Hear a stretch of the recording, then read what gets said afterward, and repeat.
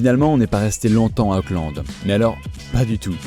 La ville ici, beaucoup plus chill que la vie parisienne que nous venions de quitter, ne nous suffisait pas encore. En effet, dès le 3e jour, nous sommes partis vers le sud, enfin un peu, pour aller faire du woofing quelques jours dans le district de Papakura, à Clifton plus précisément, à 1 heure de Auckland, et en pleine campagne, on s'est vite mis au vert. On s'est posé durant quelques jours et on s'est un peu baladé aux alentours pour dénicher quelques cascades, et ce, grâce à une très belle rencontre.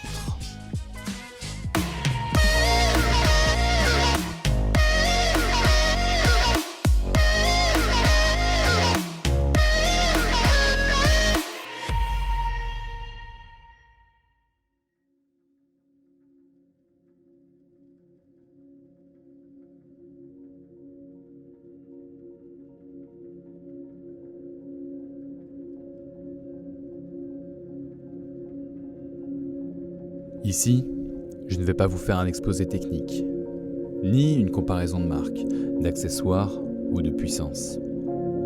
D'une part, parce que je suis loin d'être un expert en la matière, et d'autre part parce que ce n'est pas le moins du monde ce qui m'intéresse dans ce que nous vivons. Cette rencontre, c'est d'abord le fruit du hasard. Puis, l'audace de se dire qu'on allait sauter les 2 pieds joints dans une décision qui changerait toute la suite de notre aventure. C'est aussi faire un investissement sur lequel on ne reviendrait jamais. Comme abattre ses meilleures cartes dès le premier tour sans savoir ce que les prochains nous réserveront. C'est aussi faire confiance à un parfait inconnu qui nous promet que tout ira bien, tandis que lui promet aussi de se volatiliser dans l'instant d'après. Vous l'auriez fait, vous ? Eh bien nous, oui. Et dès ce moment, alors que nous étions parfaitement conscients de cette prise de risque, nous prenions aussi pleinement conscience de ce qui s'offrait à nous. Sans compter notre motivation pour réduire les frais de logement, gérer nos bagages et se faire à manger, il y avait plus que ça. Quelque chose de plus grand, et à la fois plus petit qu'une maison. Un point de bascule dans notre vie. Un nouvel embranchement, une alternative à un itinéraire bis. Il est devenu notre foyer, mais aussi notre moteur. Je ne sais pas qui de nous est le carburant, mais ce qui est sûr, c'est que tant qu'on le chérit, lui nous nourrit en retour d'évasion. Là où la brise de la routine commençait à nous rendre malades, il est arrivé comme un vent de liberté. C'est ça. Prendre un café à l'aube, prenant conscience que ce moment n'est qu'éphémère. Que tu sois sur un parking, dans un champ, face à un lac, une plage ou une montagne, sous la pluie ou le soleil, rien n'est figé et demain bouleversera forcément ton champ de vision. À nous de choisir la direction et ensemble de nous y conduire.